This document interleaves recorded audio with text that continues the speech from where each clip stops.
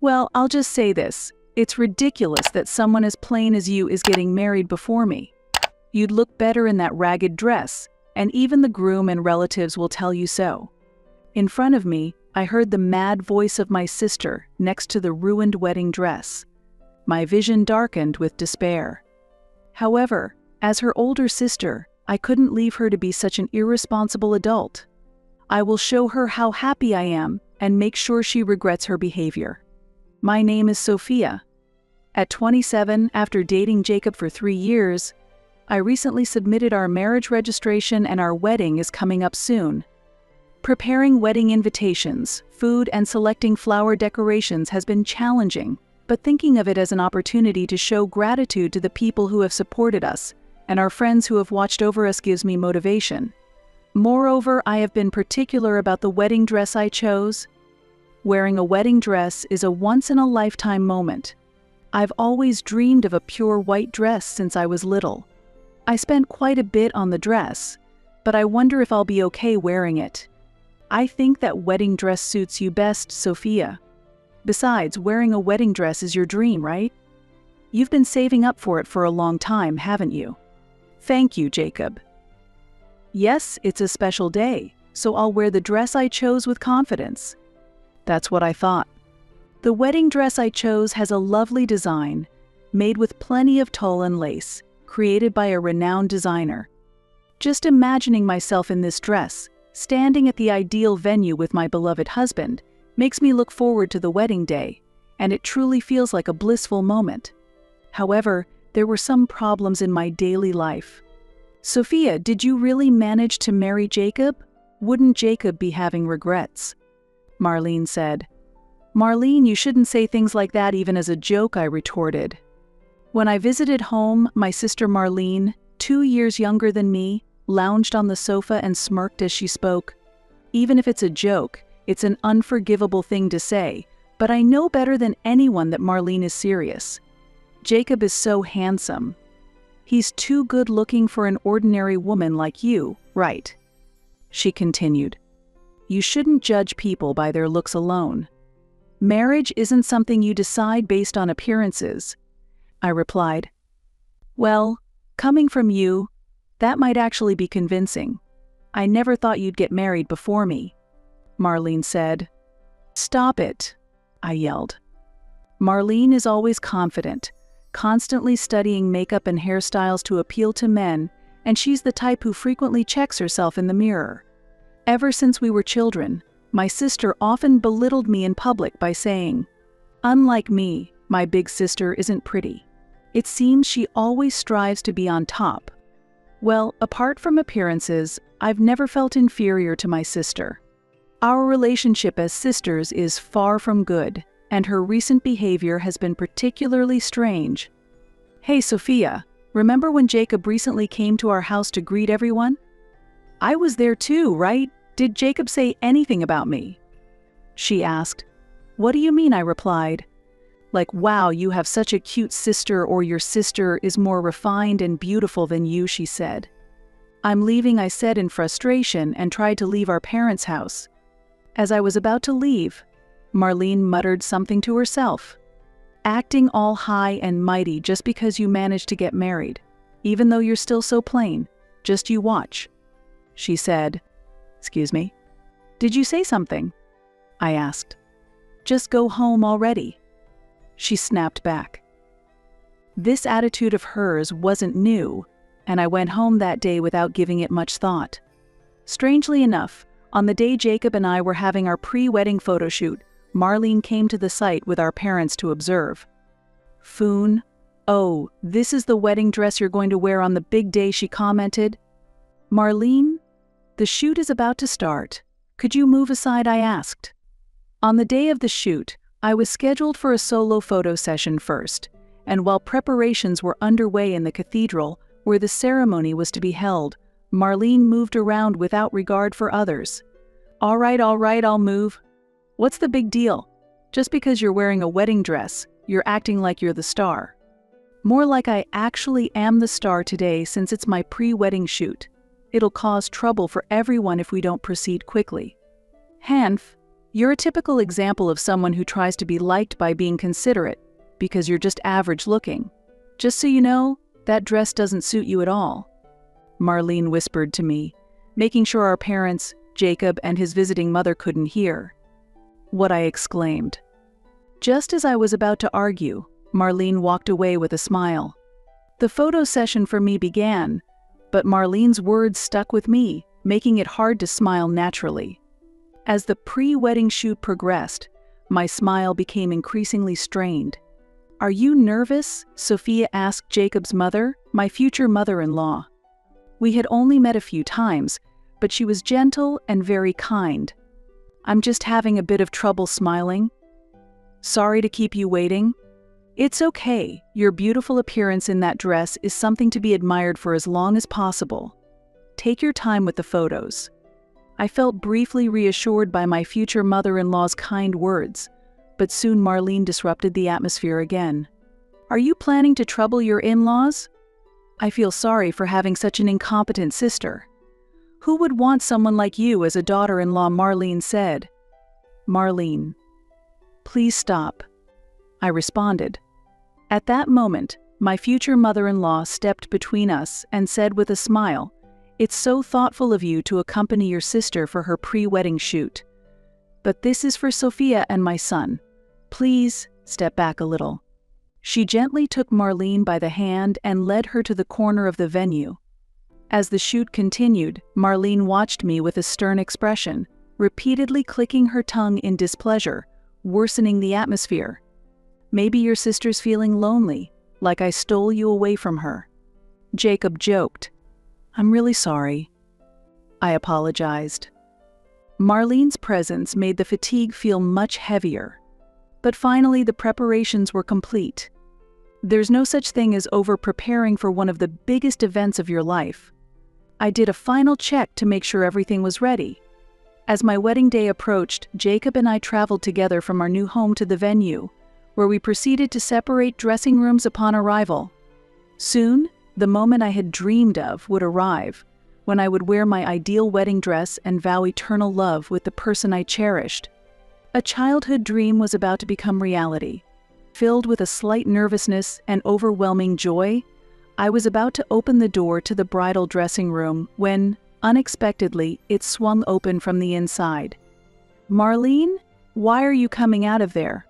To my surprise, it was my sister who emerged from the room. As she closed her bag with a spiteful smirk, she said, "Oops, I mistook it for the toilet.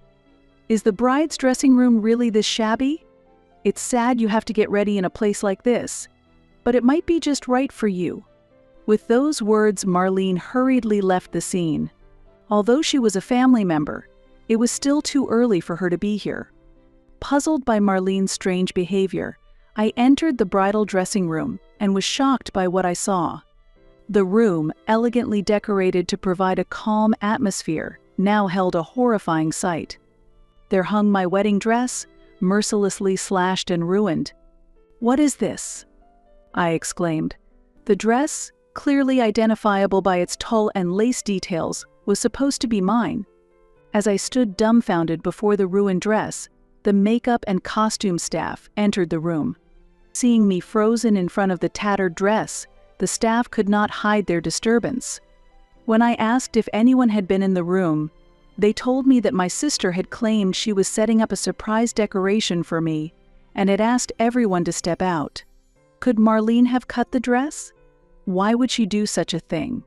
I wondered. While I wanted to deny it, the circumstantial evidence pointed to Marlene being the culprit. My suspicion intensified, especially because of her behavior ever since my engagement was announced and the way she had looked at me with hatred during the pre-wedding shoot. With trembling hands, I took out my smartphone and called Marlene. "What? Do you need something?" Marlene answered the phone immediately. Trying to hold back tears, I asked her clearly, "Marlene, can you tell me what you were doing in my dressing room earlier?" "Huh? Didn't I say I mistook it for the toilet? Have you forgotten already? Are you really that silly?" she replied. "That's definitely a lie.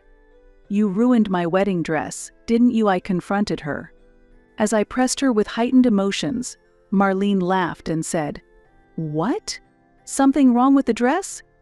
It's awful that you suspect me. Maybe this is divine punishment for your bad personality. It's sick that you seem to enjoy this. It's proof that you did it. Why did you mess up my dress so badly?" I expressed my anger openly. "Ugh, what a hassle." "Do you have any proof that I did it?" Marlene said nonchalantly and continued, "Well, just to say, it's weird that someone as plain as you is getting married before me. You'd look better in that ragged dress, and even the groom and relatives will tell you so," Marlene said, and then she hung up the phone. The dress in front of me was beyond repair. The staff, who had temporarily left the dressing room at my sister's request supposedly for my sake, were constantly apologizing. But no matter how much they apologized, the dress would not return to its original state. I kept telling the staff, "It's okay," but I was really unsure if I could continue with the ceremony. In the midst of this desperate and heavy atmosphere, there was a gentle knock on the door of the bridal dressing room. "Sophia, how is your preparation going?" What is this?" my mother-in-law exclaimed as she entered. She had come to bring some refreshments for the staff. However, as she stepped into the dressing room, which felt more like a funeral than a wedding then, she looked very serious. "Why is the dress so damaged?" "The truth is, my sister." As I began to explain with disappointment, my mother-in-law nodded quietly and said, "I see. But it was good that we prepared a backup, not knowing what might happen."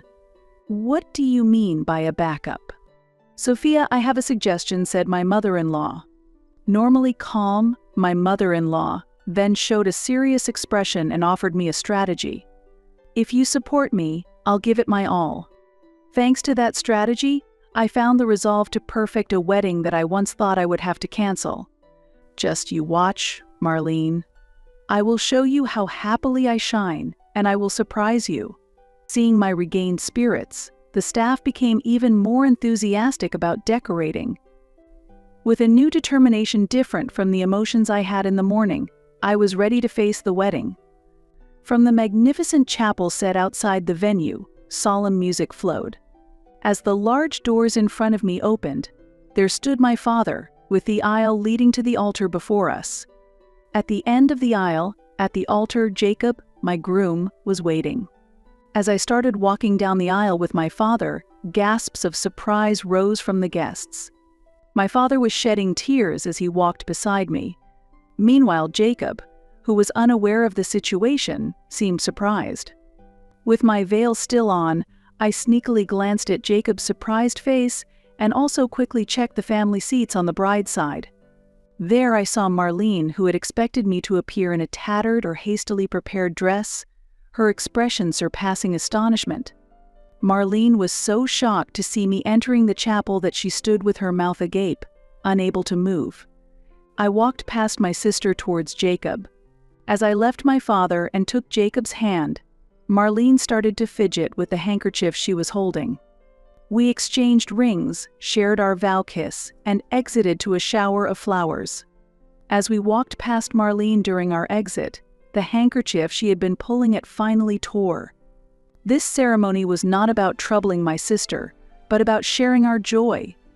I momentarily forgot about my sister and fully savored the joy of the moment. After the group photos outside the chapel were finished, we were directed to head to the reception venue. It's good that it ended smoothly. I was really surprised. You've chosen such a beautiful dress. Before returning to our respective dressing rooms, my husband and I exchanged a few words. Amidst the pleasant atmosphere as guests began heading to the reception venue, Marlene suddenly shouted loudly, "Wait, why are you wearing such a nice dress?" Marlene was pointing at the dress I was wearing. "What's with that long veil and even wearing a tiara? Your chest is also quite shiny. Why are you standing out so confidently when you're supposed to be less noticeable than me?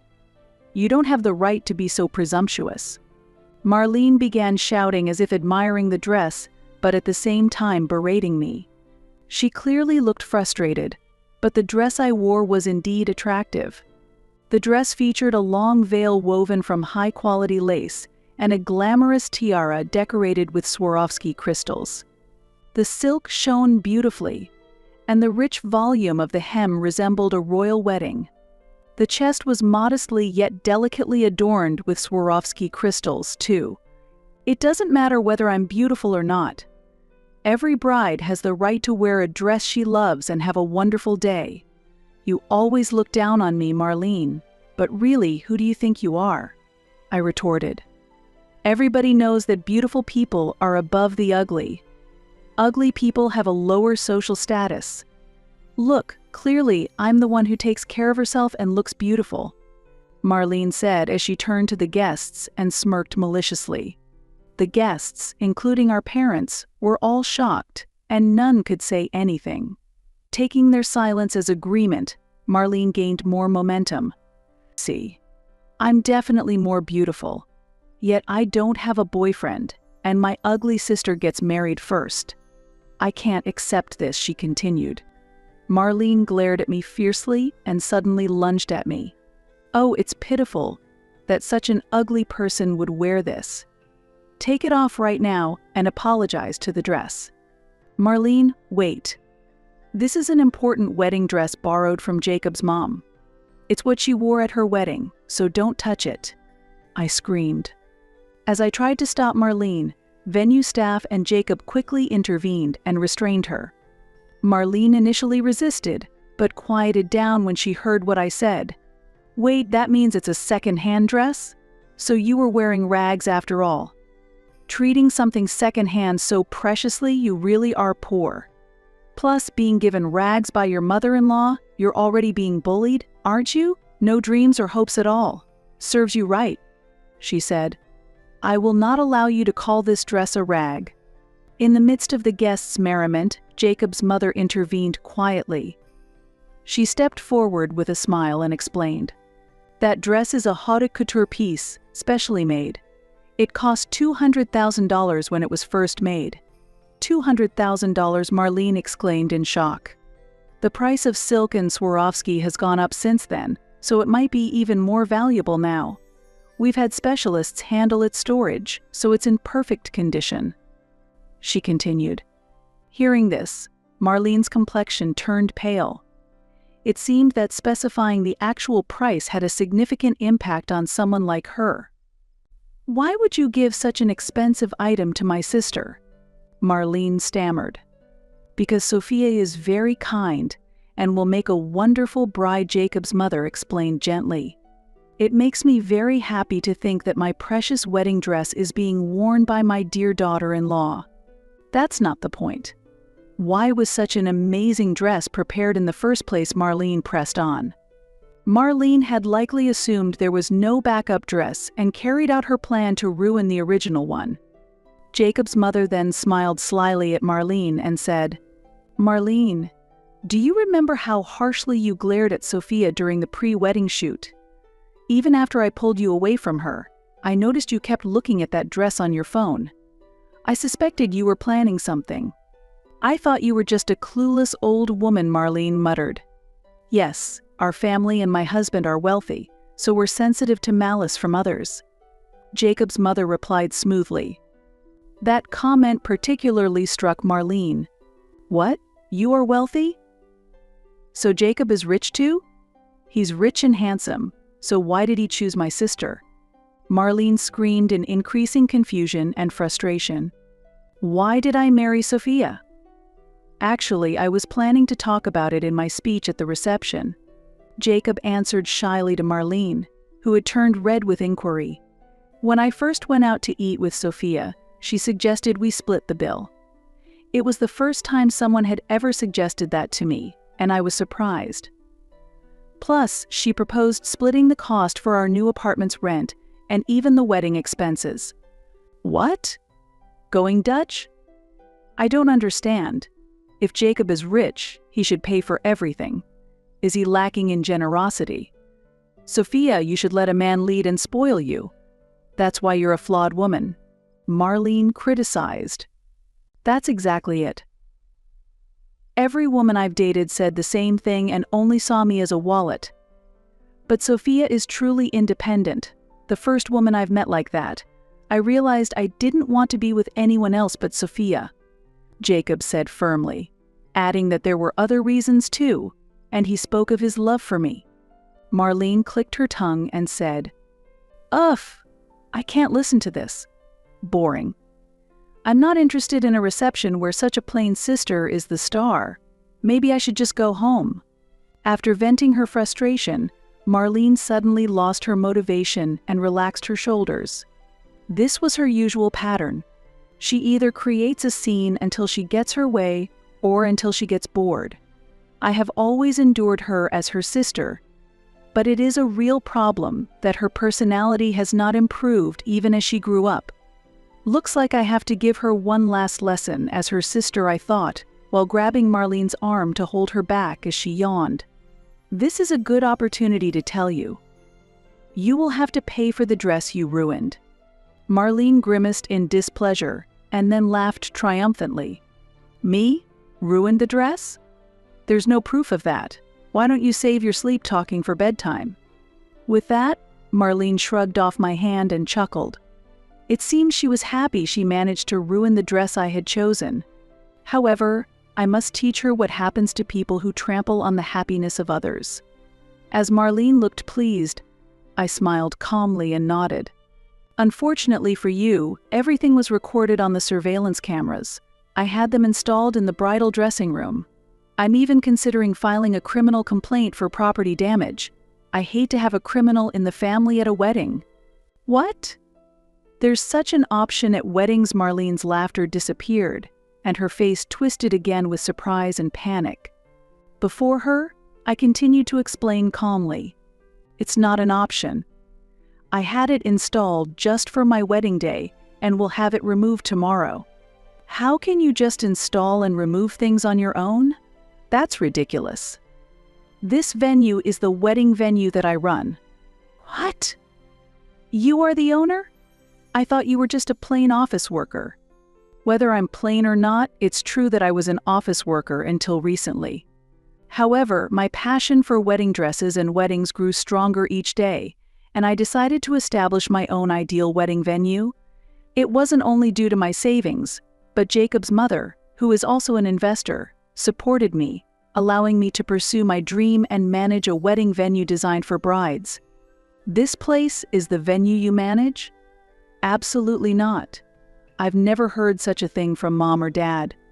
I had asked them to keep my entrepreneurship a secret from you. I thought you would say it's presumptuous of me to run a company, given my ugly appearance. Marlene's face, filled with anger and confusion, gradually softened as she listened to my story. I could tell exactly what arguments were taking place in her mind. So, you're saying I have lots of wealthy relatives? Then you can introduce me to a wealthy man, right? Yay, Marlene rejoiced. In the end, she hadn't thought of anything good. Marlene, do you think we can continue our relationship as sisters? You tore up a dress I was attached to. I never want to see your face again. Why are you saying that? It was just a little prank. I said I'm sorry, didn't I? Marlene's apology was superficial, not heartfelt, and she still acted nonchalantly. That recklessness brought my anger to its limit. What do you mean? Just a little prank? I will never forgive you. It's good I'm wearing this beautiful dress from Jacob's mom right now, but the dress you ruined was also precious. I will definitely seek compensation. What? You're really planning to seek compensation? How much does a wedding dress even cost? I don't have any real savings. If you don't pay, I'll report it to the police. Did you think that bullying your ugly, plain sister from childhood means you can do anything and be forgiven? That's no joke. Grow up already. Faced with my fierce response, Marlene collapsed, powerless. Seeing our parents crying, shedding different tears from those at the ceremony, I realized how selfish Marlene was and how much she had saddened them. Sophia is truly splendid. She's the exact kind of entrepreneur I had chosen. I was fortunate to have her wear the dress and to have invested in her company. Mom, that's my line. Please don't say it before I do. Watching Jacob and his mother converse leisurely, I smiled, relieved. After sending a disheartened Marlene back home, the newly started reception proceeded warmly. Despite significant troubles, it was the best wedding for me as I was able to build trust with the family I was joining. After the wedding, Marlene was expelled by our enraged parents. They apologized to me for being too lenient with my sister and strongly condemned Marlene's actions. Though Marlene left home, she couldn't change her job to pay for the dress she ruined, so she rented a small apartment near our parents' house. However, staying local meant she inevitably ran into old friends. Since my sister and I are close in age, the incidents at my wedding quickly became the talk of the town. Every time Marlene tried to engage with her friends, she was noticeably avoided, which disgusted her enough to make her flee out of state. The commute to work took up a significant amount of time, and her scant savings were depleted by the move. Marlene now uses her monthly salary and bonuses to compensate for the dress, leading to a financially strained life. She can no longer afford to spend on makeup or fashion. Once a confident trendsetter at her workplace, she now silently gets through her days in disheveled clothes, occasionally casting envious glances at her colleagues. Her only pleasure is on social media, where her posts, full of despair, increasingly alienate people. Meanwhile, Jacob and I continue to enjoy a happy marriage. Jacob is engrossed in his original job, and I have started creating unique wedding dresses at the venue, as suggested by my mother-in-law. Encouraged by investors who believe that if you love wedding dresses, you can definitely create ones that brides will adore, I am working with my staff on this unfamiliar task. Though it's challenging, there's an irreplaceable joy in crafting the ideal dress using beautiful tulle, lace, and silk.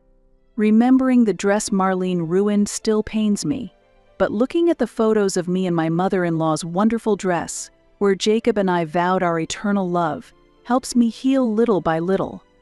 Most of all, being present at the moment a bride I've dressed celebrates the best day of her life has allowed me to find new joy in weddings.